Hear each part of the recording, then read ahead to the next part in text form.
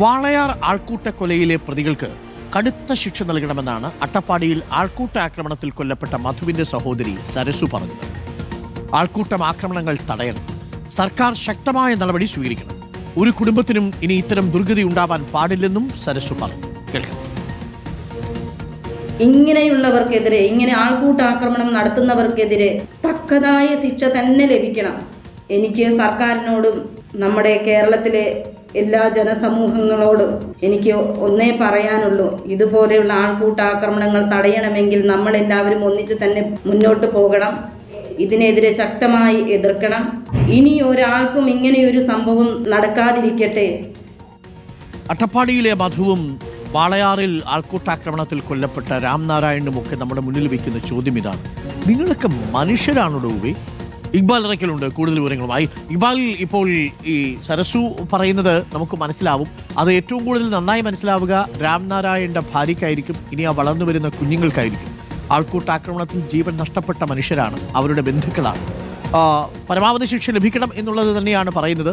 പോലീസിനും ആത്മവിശ്വാസമുണ്ട്, ദൃശ്യങ്ങൾ തെളിവായിട്ടുണ്ട്, പോസ്റ്റ്മോർട്ടം റിപ്പോർട്ടും അത് തന്നെ സാധൂകരിക്കുന്നുണ്ട്. കൂടുതൽ പ്രതികൾ ഒരുപക്ഷെ വലയിലാകാനും സാധ്യതയുണ്ട്, അല്ലേ?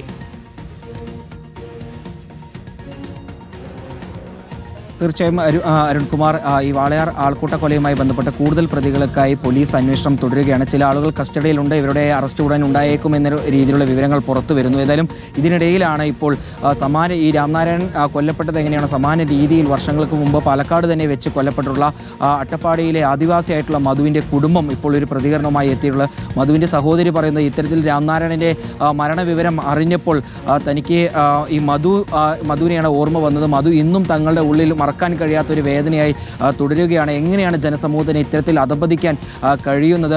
ഒരാൾക്കും ഇനി ഇത്തരത്തിലൊരു ഗതികേട് വരരുത്, ഒരു കുടുംബത്തിനും ഇത്തരത്തിലൊരു ദുരവസ്ഥ വരരുത്, ഇനി ഒരിക്കലും ഒരു മധു ഉണ്ടാവരുത് എന്നാണ് തങ്ങൾ ആഗ്രഹിച്ച. മധുവിന് ഉണ്ടായ ഒരു ദുരവസ്ഥ ഇനി ഒരിക്കലും ഒരാൾക്കും ഉണ്ടാവരുത്, ഒരു കുടുംബത്തിനും ഉണ്ടാവരുതെന്ന് ആഗ്രഹിച്ചു. പക്ഷേ ഇപ്പോൾ വീണ്ടും രാംനാരായണന് കേരളത്തിൽ വെച്ച് സംഭവിച്ചിരിക്കുന്നു, അതും പാലക്കാട് ജില്ലയിൽ വെച്ച് തന്നെ ആൾക്കൂട്ടത്തിനിടയിൽ വെച്ച് സംഭവിച്ചിരിക്കുന്നു. ഇവർക്കെതിരെ കടുത്ത നടപടി തന്നെ വേണം. ഇനി ഒരു ആൾക്കൂട്ട ആക്രമണം ഉണ്ടാവാതിരിക്കാൻ അത്തരത്തിലുള്ളൊരു പ്രവൃത്തി തന്നെ അത്തരത്തിലൊരു നടപടി തന്നെ സർക്കാരിൻ്റെ ഭാഗത്തുനിന്നും പോലീസിൻ്റെ ഭാഗത്തുനിന്നും വേണമെന്നുള്ളതാണ് മധുവിൻ്റെ സഹോദരിയായിട്ടുള്ള സരസു ആവശ്യപ്പെടുന്നത്. കടുത്ത നടപടികൾ, കടുത്ത ശിക്ഷ തന്നെ ഈ പ്രതികൾക്കും നൽകണമെന്നുള്ളതാണ് മധുവിൻ്റെ സഹോദരിയായിട്ടുള്ള സരസു പറയുന്നത്. എത്രയും പെട്ടെന്ന് ഈ പ്രതികൾക്കെതിരെ കടുത്ത ശിക്ഷ വാങ്ങി നൽകാനുള്ള എല്ലാ നടപടികളും സർക്കാർ സ്വീകരിക്കും. പരമാവധി ശിക്ഷ കൊടുക്കണം. കാരണം ഇനി ഒരാളുടെയും കൈ ആൾക്കൂട്ട മർദ്ദനത്തിന്റെ ഭാഗമായി ഒരാളുടെയും ദേഹത്ത്, അല്ലെങ്കിൽ തന്നെ ഒരാളുടെയും ദേഹത്ത് പതിക്കാൻ പാടില്ല. പ്രത്യേകിച്ച് ആൾക്കൂട്ട മർദ്ദനം എന്നുള്ളത് ഒരു പുരോഗമിച്ചു എന്ന് അവകാശപ്പെടുന്ന ഒരു സമൂഹത്തിന് ഒരിക്കലും അംഗീകരിക്കാൻ പറ്റാത്ത ഒന്നാണ്.